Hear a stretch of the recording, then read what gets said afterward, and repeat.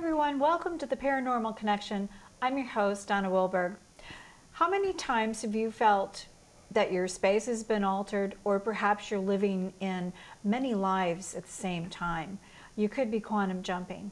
And tonight we're here to talk with author and physicist Cynthia Sue Larson about her new book, Quantum Jumps. Welcome, Cynthia. Oh, thank you. It's always so nice to have you on the show. We're going to just be exploding. It's going to be fun. So why don't you start out talking, well, let's talk a little bit about you. Right.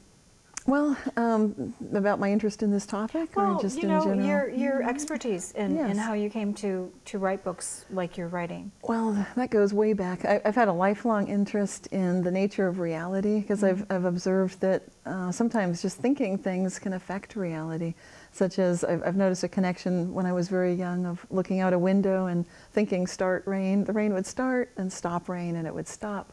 This is just at a very young age. But then I learned also that if I showed that effect to my mother, for example, like I did, then it didn't work anymore. So it was very interesting. These things work just fine just when I'm observing them, but then as soon as I bring someone else in, it's working differently.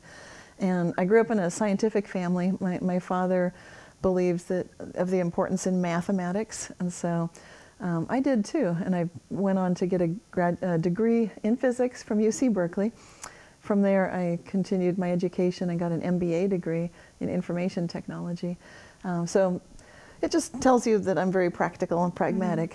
However, with this lifelong fascination in the nature of consciousness and the interaction that I've witnessed firsthand in so many ways with physical reality, that's really the core of my interest, and that is what I write about. Wow, well, it's fascinating. And there's a lot of people out there that may not know what quantum jumping is. So let's start at the beginning and explain what quantum jumping is. Okay, quantum jumps are typically a term that's used to refer to the actual quantum particles. And a quantum particle is the very smallest so-called building block of matter. So if you were to take, for example, any kind of substance like a ring that you're wearing, then it is made of molecules, which are in turn made of atoms. The atoms are made of atomic particles. There's the nucleus that has the protons and neutrons, the electrons. Okay, as soon as you get to the electrons, you've hit something that can't be broken down to anything smaller, which is basically what a quantum particle is. It's something that you can't really tear apart. Now, actually, there are particle accelerators that they're called atom smashers, and they're designed to find, break things apart and get the little teeniest, tiniest things. But for our purposes, a quantum jump, when it's described physically, what they really mean is that it's one of these little electrons, for example, that's moving from one energy shell in the atom to a higher level of energy shell, for example. So that would be an example of a quantum jump, which is an energy jump from one state to another. These jumps have actually been witnessed with the naked eye, which is pretty exciting. And that's just, some of this has been happening, well, all of it's been happening in the last 100 years or so, since quantum particles were first discovered. I know you mentioned in your book about a cat in a box. Right. So this is, you're referring to Schrodinger's cat, which is that famous thought experiment, which was proposed originally to point out the just the preposterous nature of what would happen if you started observing the way that quantum particles actually behave, and you bring that into our regular everyday reality. And so the example of the cat in the box is one in which there is some radioactive isotope material, which is part of a little random generating kind of a device. And so if the particle decays at a certain place, then the capsule of poison would be broken, and the cat would be killed by inhaling the poison vapors. So that's the structure of the experiment. It's a thought experiment. No cats have been injured in the experiment. Yeah. So basically what this entire experiment is designed to show is the ludicrous nature of the superposition of states. And so what I mean by that is that there is in quantum physics this very real situation where the cat is in a superposed state of alive and also dead. And you could say, this is where it gets into the interpretation of what do we mean by a superposition. Do we mean that the cat is both alive and dead at the same time? Or do we mean that in one universe of possibility the cat is alive, and in another universe it's dead? So yeah, it starts blowing your mind pretty fast. I know, but you know, but yet it makes sense. It Right. really does. At some level, in my little brain, it makes sense. So how did you begin this journey on writing this book? Well, that's exciting, because when I started noticing, actually a little bit more than a year ago, I was extremely enthusiastic about all of the different kinds of scientific studies that are coming out in a variety of disciplines. Everything from quantum physics to astronomy to biology to medicine, all of these different areas, and even psychology, were showing me very clearly that these kind of macroscopic quantum effects, where things might appear, disappear, transform, transport, that kind of thing, are actually happening on the macroscopic scale. And we're starting to get some very rock-solid, incontrovertible evidence that this is actually happening. And so with all of that going on, as well as very clear indications that it seems like we are living in a multiverse. And to me, it seems like a holographic multiverse, which is one in which everything is connected. So instead of just these parallel universes that never touch, it's more like your hand, where everything is kind of all together, and the parallel universes aren't so much parallel, but they come out. Or as you see on the cover of the book, it's like these bubble universes inside of a bigger structure, so that you can make a jump from one to another through, for example, a wormhole, which is something that was proposed back in Einstein's day. So some of these ideas have been around for a while, but what's interesting to me is the way that there's this tremendous convergence right now, where we're seeing that absolutely there's proof and evidence that, for example, photosynthesis is definitely a quantum process. And this is not something you can sweep under the rug and say it's irrelevant and you can ignore it or dismiss it, but it's actually what's happening. Well, it's been studied for quite some time. Photosynthesis, or? Photosynthesis, yeah. Yes, but not from the vantage point of the ridiculous efficiency by which the green sulfur bacteria, for example, is able to take sunshine that hits you can think of it like a leaf. It's not, it's sort of a leaf. So when the sunshine hits the sulfur bacteria, then the next job that the bacteria needs to do is take that energy and quickly bring it to a place where it can make use of it, so it can transform it into something useful. It's called a transport mechanism. And solving the mathematical problem of how that energy gets transmitted, or transported more accurately, is very complex. So it's analogous to navigating through rush hour traffic in a large city and always just having the best possible answer. So this green sulfur bacteria is operating at an efficiency above 90% all the time. You know, it's something like 93 to 95% efficiency. Wow. The only mathematical process that can match that would be a quantum random walk. And this was observed by Seth Lloyd at MIT. So yeah, this is pretty powerful stuff. I know, it's like, you're mesmerizing me though. Okay, so we are starting to advance in technology, and you talk about qubits and how computers are going to be quantum computers. Do you want to talk a little bit, touch on that? Okay. Well, in my book, Quantum Jumps, I say welcome to the quantum age, because we've passed that threshold. We've now gone through that door. And the quantum computers, there's still some controversy, are these or are these not quantum computers? It's just a matter of time. I believe when NASA and Google spend millions of dollars to purchase that D-Wave 2 computer with a 512 qubit processing power, I would say chances look pretty likely that this is a quantum computer. So now the big task is learning to program it. That requires a change in mindset, because the quantum realm has things. We talked about the superposition of states. With that quantum random walk, I was getting into another amazing concept in quantum physics, which has to do with entanglement and also the way that particles can be connected. So there's this, what you might call coherence of states, where things can be kind of like you and your friend. If you're thinking of a friend and the phone rings and it's your friend, you can say, wow, we're entangled. And family members often feel that way. So it's something we can relate to on a psychological sense. But these are the things that are very much from the quantum realm. And also teleportation or quantum tunneling is another aspect. So these very strange behaviors from the quantum realm are extremely useful in things like most of our senses, actually. The way that birds navigate, the way that we smell. Yeah. These also very clearly have quantum principles at work. Well, let's talk about those, because that was very fascinating to me as well. Right. Well, the sense of smell is something that we all rely on. It's usually the basis of some of our earliest memories, and it's the enjoyment of food that we have. It's such a key to life. And a scientist named Luca Turin proposed, well, he's actually an expert in olfaction and smell. And what he was noticing is that the old model of the key and the lock, or the hole, sort of like a square peg and it goes in the square hole, that was the old model for understanding the sense of smell.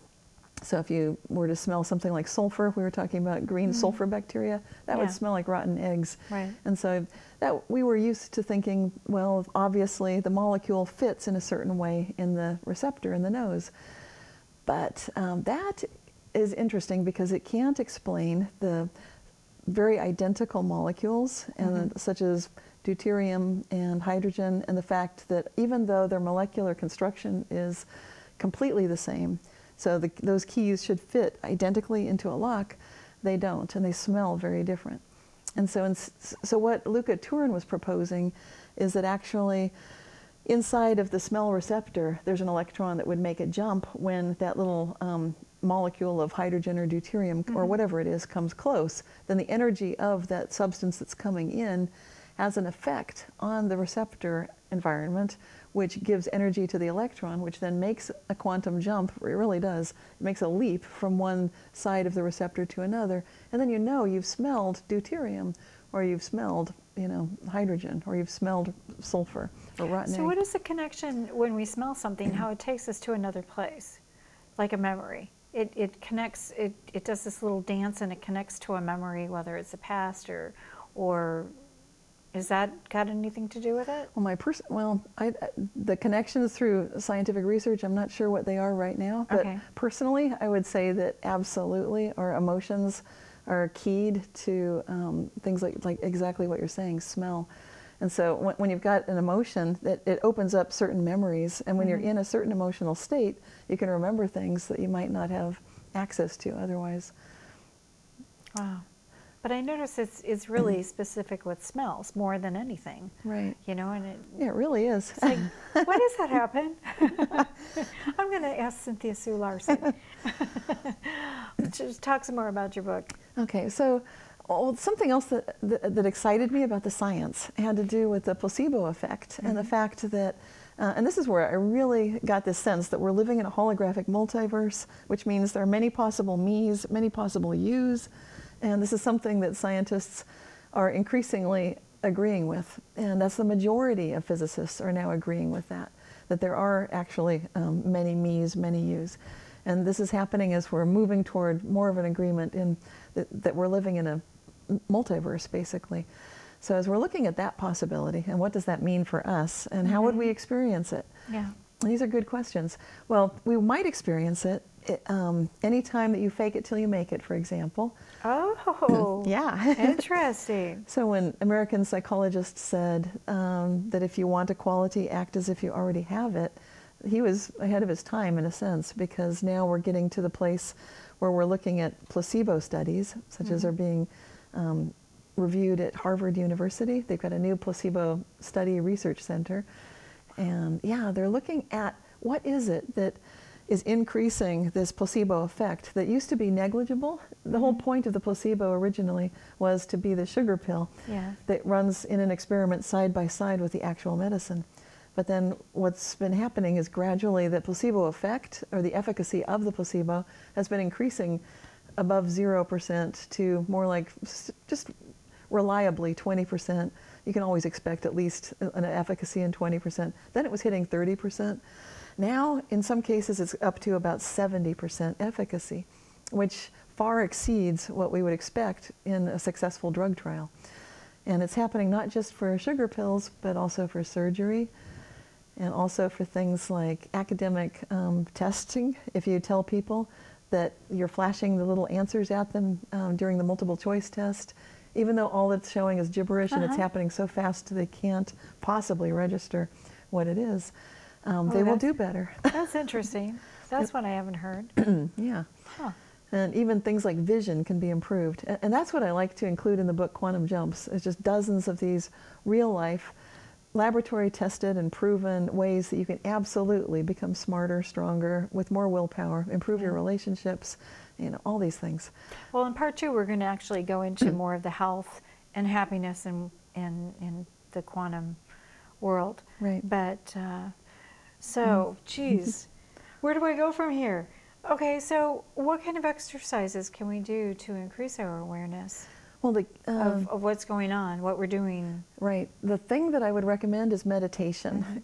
That's the #1 approach to get to, because usually we've got this very busy mind that actually gets in the way of us being able to see anything. It's very much like if you can imagine trying to hear a song, but there's so much noise going on that you can't possibly even make out the lyrics, let alone the tune. That's exactly what meditation can give you back. It can give you back your sense of awareness and perception and focus. And so when you're learning this art of becoming still and just being present, that's really the art of getting to that place where you're able to change gears. And that's really what you're doing when you're moving from one parallel universe to another. We're doing it all the time, but because of that noise, we don't notice that we're doing it. So we can easily steer ourselves in directions we might not want to go.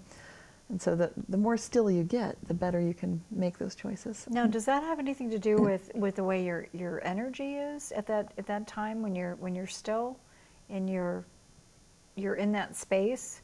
Are you able, because of, is there any scientific reason that more information comes in because we're in that state? Well, the state of being still, that stillness state, is not necessarily an energized state, but when you hold it for long enough and you do it in a positive way, then you can gain access to that kind of energy.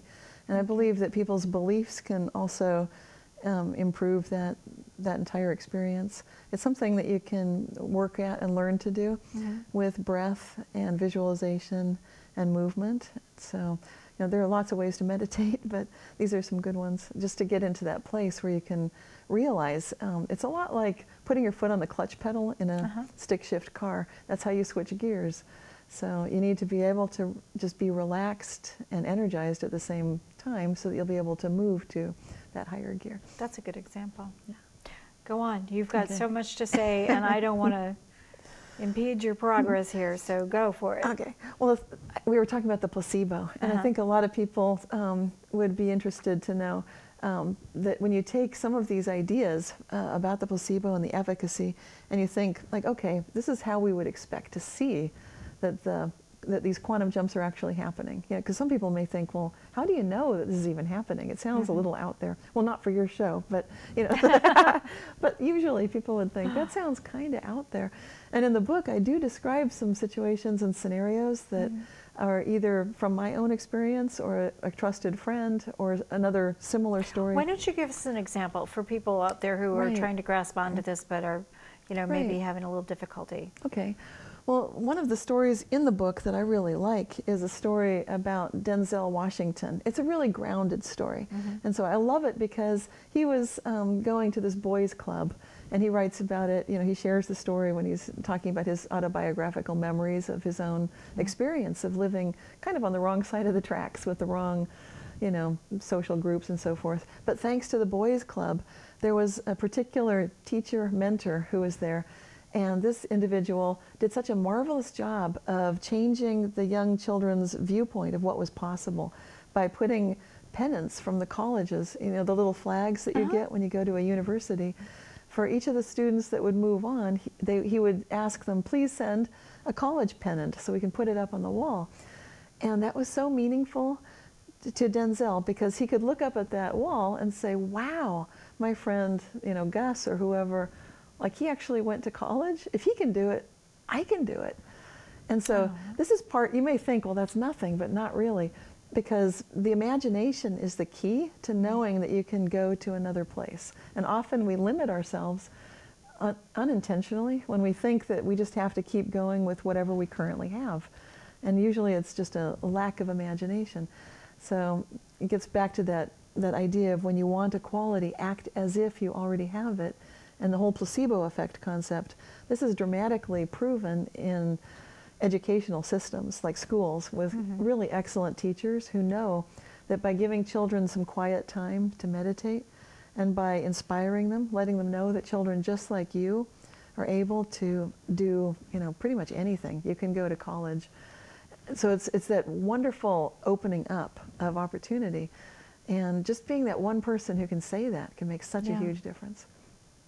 Wow. And then obviously Denzel did go on to college, I mean, after such an amazing start.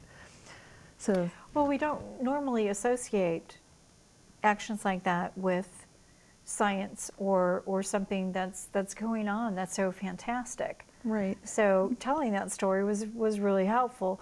Now people can perhaps apply that to other things that they're doing in their lives. That's what I like about that story. It's very grounded, and it's the kind of thing you can hear it and realize that could be me, that could be a child that I know.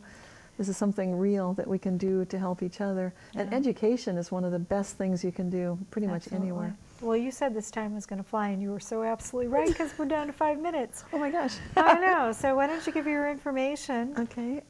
My name is Cynthia Sue Larson. My website is realityshifters.com, and the best way to contact me is through the website, where you can click through to my Facebook, Twitter, and YouTube.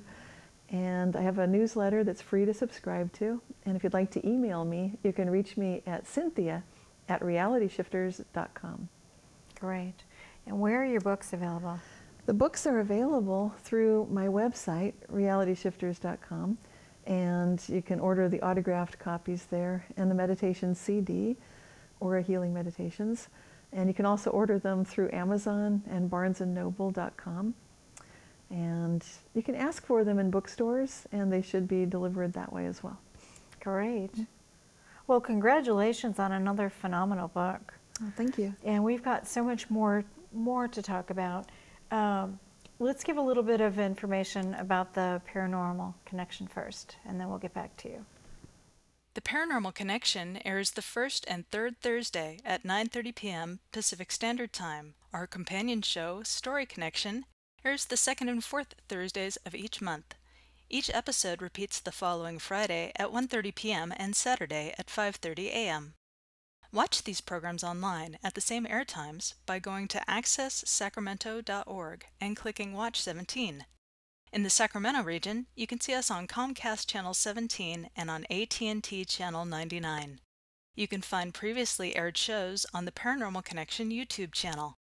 For information on upcoming shows and previous Paranormal Connection guests, go to paranormalconnectiontv.blogspot.com. You can contact us at paranormalconnectiontv@gmail.com. And don't forget, find us on Facebook, become a friend, and become a fan. So Cynthia, in the few minutes that we have left, what would you like to address? Well, I'd like to remind people about this idea of imagination, and sometimes people don't know what to imagine. So I have a simple catchphrase that I like to remind people to use, and it's just to ask the question, how good can this get? Whatever this is. So even if it's something that's already very good, how good can it really get? It's an energy-raising kind of a question. And if things aren't so good, it's a great question, because it invites you to start looking onward and upward. It reminds me of John Lennon's song, and what a powerful message that was, and how that radiates when it's played, and how many people feel that, not only emotionally, but you almost feel like you want to do something. Yes. You want to be a part of that. So, wow. I think there's great power in optimism, great power in hope, and it's so real, and that's what I want people to know, that there is a reality that's better than the one that you've been experiencing, and it's right there. It's calling to you just as much as you'd like to be there. Wow. Well, back to the book for just a second. You've got exercises in there, you've got the whole explanation. Yes. It's a very interactive. It is very interactive Type book. and it's easy. It's not too difficult. If people thought this is too much science, you can skip the first couple of chapters where the science tends to be, and most of the rest of the research is just mentioned in the bibliography. So Now you talked with William Shatner? I was on a show that William Shatner does, and so Oh, I didn't wow. get to meet him in person Okay. this time, but hopefully. I'm a big fan of his amazing acting. He's had just such a phenomenal career, starting with Star Trek, which Yeah. was amazing. Talk about futuristic and imagination. Right. Yeah, that's where a lot of it, began for people like me. Right. It's just, is that possible? And he's got that great show, Weird or What? Yeah. And that was the one I was on, season 3, episode 10. Yeah. So. Wow.